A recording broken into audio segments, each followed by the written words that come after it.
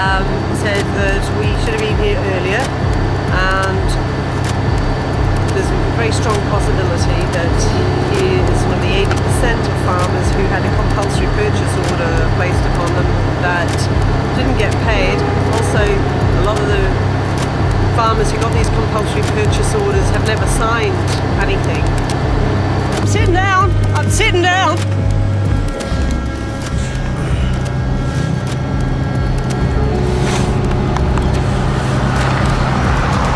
I'm sitting down! In darkest night, promise you'll hold on. Promise you'll hold on.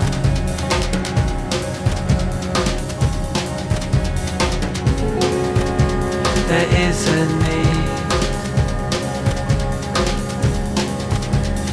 I'm actually lying in front of one of the things he tried to leave now, and I am lying in front of it now, but he can see me, I hope.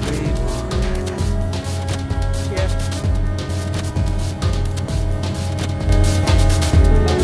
I'd say so. Till it's snatched from your grasp.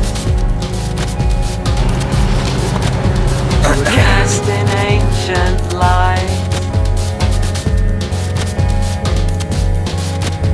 There's coldness in this sky. Very strange. Brilliant, but strange. The last thing that you ever wanted was for the love to die. So what do you think of today's events? Oh, well, it's very unusual. There's always, that it's just kind of, again, just a very long standoff. Doesn't really, going on so long with such a small amount of people here, basically. But it's quite empowering, but it's short term. If even just using one person at one gate, we cannot cover all gates indefinitely. This today can only be used as an appeal for other people to come and stand and be counted.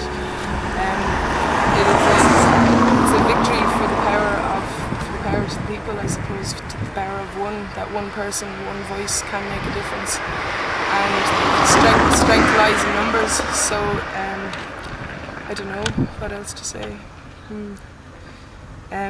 It's still quite bizarre. It's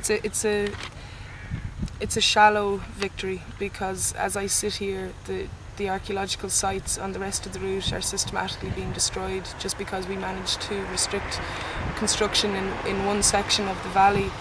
It basically means that they were forced to focus their destruction on other sections of the valley. There are sites such as Collierstown, the Celtic burial site, Cist burial site, site that is an immediate danger. Last Friday the construction workers dropped huge cement pipes within 20 feet from this Celtic graveyard, which only recently had the stones and bones removed from it. Some of the stones and bones are still visible in the topsoil, which was used to track back in the site. Half the site has already been removed and filled back in. It's very hard to compose myself in this peaceful demonstration while that rawness is there. But in the name of democracy, I will sit here as long as I can until I'm forced to do something else. There are other sites such as Barnestown, which is a Bronze Age, possibly prehistoric Bronze Age ritual burial site, which had a spiral. The graves were in spirals, and so there was one site where all the graves created one spiral, and next to that the graves created a triple Celtic knot. All bones have been removed from that, but the site itself is still intact. The cremation pits and kilns on that site are still intact, but it's only a matter of time. Apart from the potential destruction of heavy machinery, the way they've been left lying open to the elements, they're dissolving as the days go on. Barnestown is only a kilometre, not even a kilometre away from the newly discovered national monument. Even in between that, you have Rathloo, which is a defined national monument and has been for hundreds of years, although conveniently it was omitted from the last OS map. the motorway, according to the maps, the motorway was supposed to avoid Rathlew, but actually when they fenced it off, the hill has now become a cliff face since the trees have been removed. So although today is a victory, it's only an example of how effective we can be. It's not a victory in itself. The Rosetown, half a kilometre behind my back where I'm sitting here now, is a prime example of what archaeology by record means. There was a 19-chamber souterrain complex from the 6th century discovered only in the field behind here. There was stone-lined circular chambers with tunnels joining them with huge quartz capstone roof on it. They were systematically dismantled. Some of the capstones were discarded in a nearby hedge. And last month that site was filled back in and tracked in, and it's now been used as a car park by these construction workers.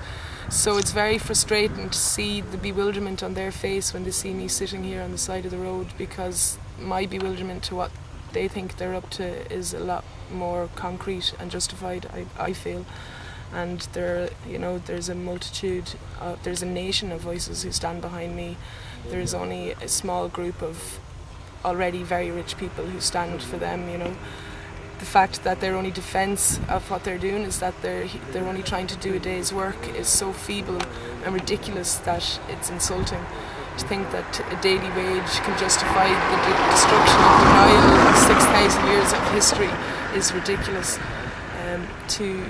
To be able to sit here and point out the landmarks of identity that can explain Irish history and basically the history of humanity, considering that the earliest monument in this valley is 12,000 years old, one of the earliest signs of human civilization after the last ice age. To deny the importance of those landmarks is an insult against humanity, not just against Irish people. There can be no figure put on that. Just this one section of the motorway alone has been contracted by Howley Construction. Their contract is 650 million. There can be no price put on the history that's been denied and lost if this is allowed to go ahead.